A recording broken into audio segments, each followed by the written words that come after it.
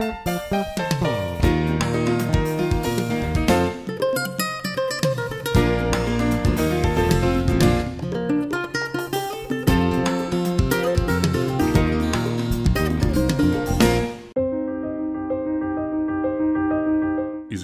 vodovoda otpočela je u Doboju početkom prošlog vijeka, daleke 1912. godine, a kompletan posao bio je povjeren bečkom preduzetniku Georgu Rumpelu.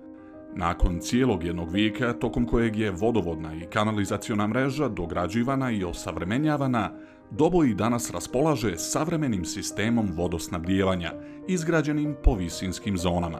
Trenutno je u funkciji oko 130 km vodovodne i 32 km kanalizacione mreže, 2 pumpne stanice, luke sa 19 bunara i rudanka sa 12 bunara. Dnevna proizvodnja vodovoda Doboj je u zimskom periodu oko 6.000 kubnih metara, a u ljetnom oko 8.000 kubnih metara. Novi kapaciteti vode neophodni gradu koji se intenzivno širi i pripremaju se kroz izvorište u Pridjelu, gdje će biti obezbijeđen dodatni broj bunara i povećana isporuka vode na dnevnom nivou.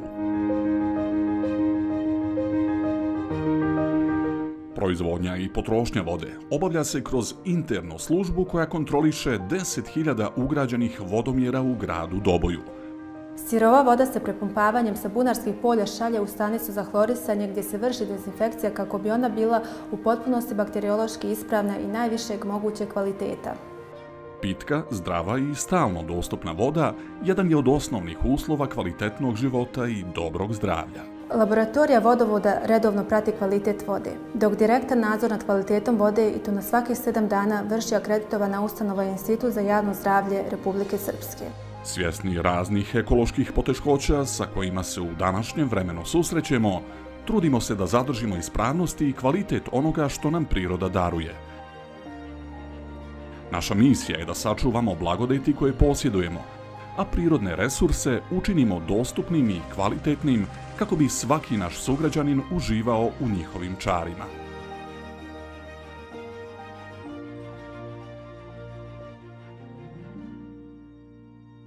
Voda je naše prirodno blago i zato se odnosimo prema njoj sa mnogo više poštovanja. Čuvajući vodu i sprečavajući njeno zagađenje, čuvamo svoju budućnost.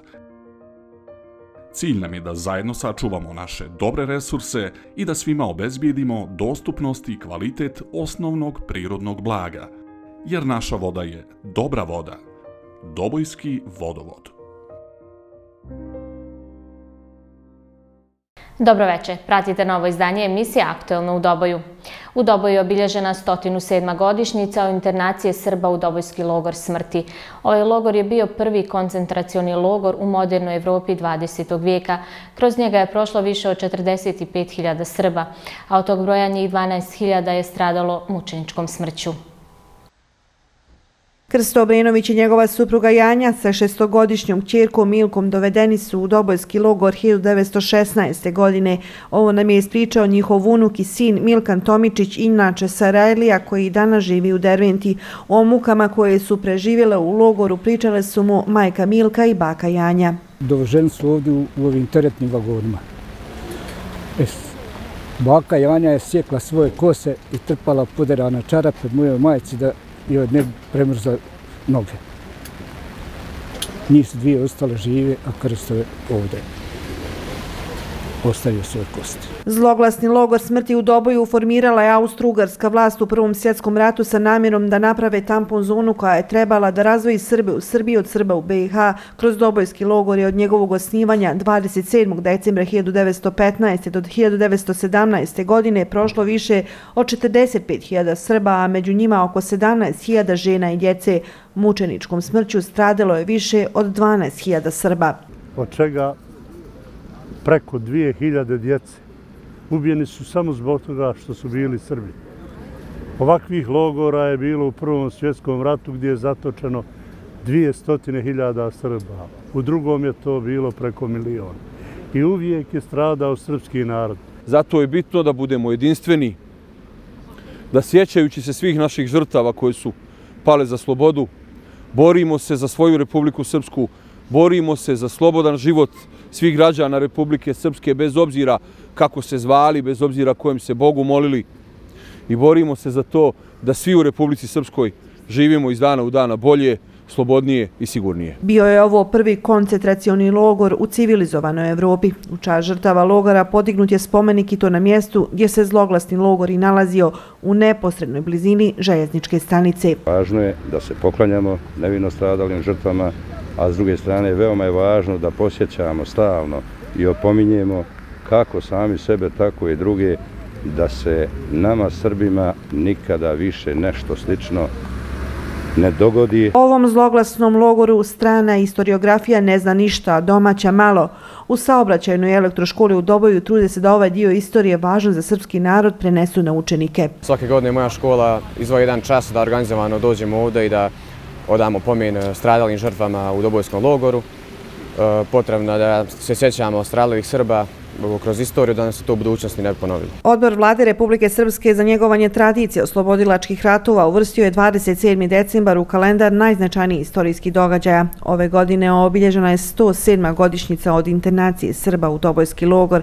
Cvijeće na spomen kosturnicu kod crkve Svetih apostola Petra i Pavla i na spomenik kod željezničke stanice položile su brojne delegacije.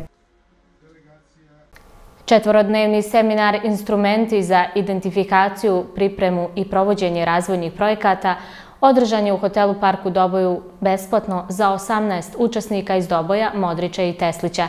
Seminar je organizovala Republička razvojna agencija u saradnji sa Razvojnom agencijom iz Doboja.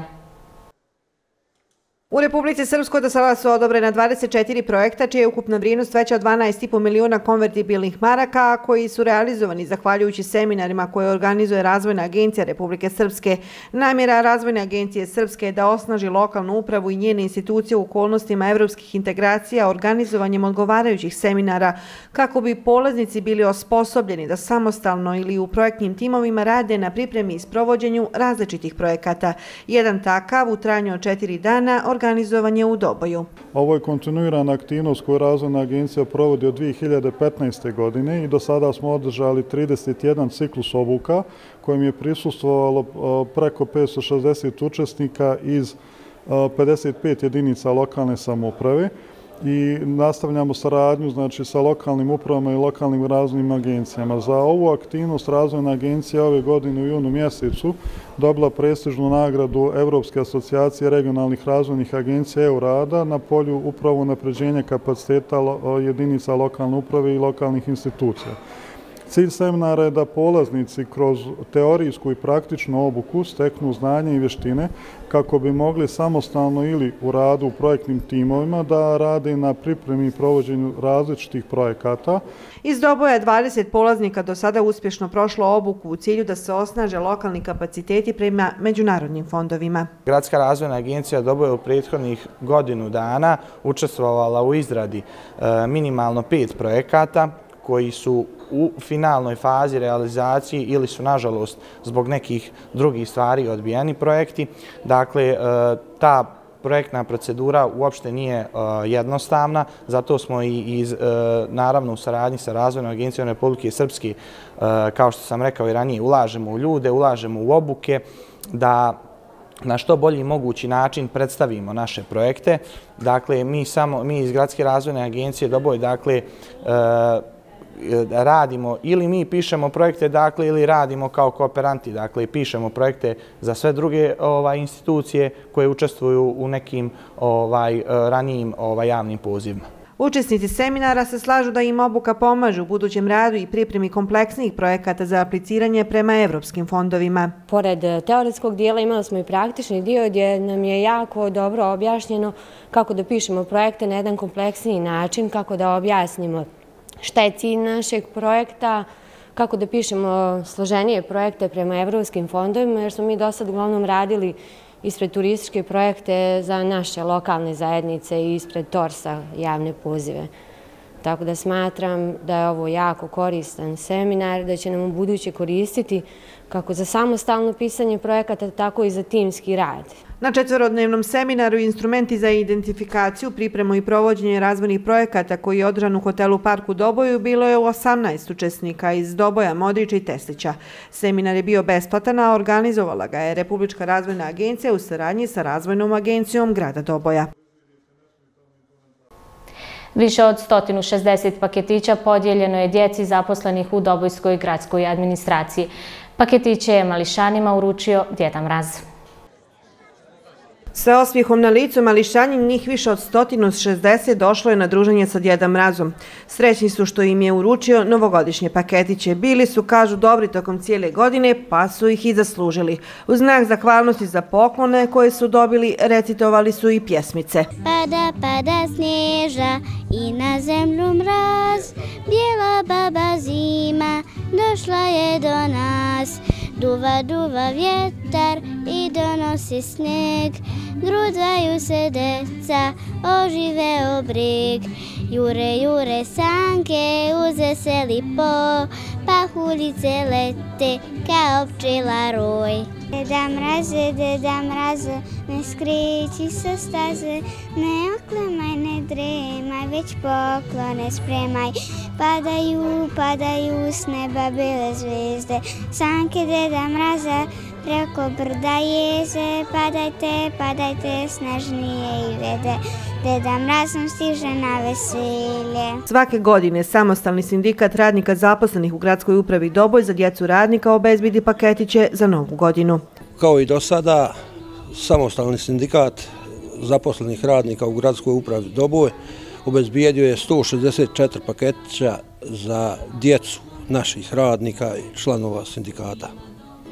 Paketiće ćemo podijeliti ovdje u holu zgrade gradske uprave i nadamo se da će se djeca odazvati da vide i Djeda Mraza i da se obraduju malo ovim paketićima. Tradiciju neće prekidati. Podjela novogodišnjih paketića djeci zaposlenih radnika u Dobojskoj gradskoj upravi biće nastavljena i u narednim godinama. Želja im je da vide osmijeh na licu mališana i obraduju ih pred novogodišnje praznike.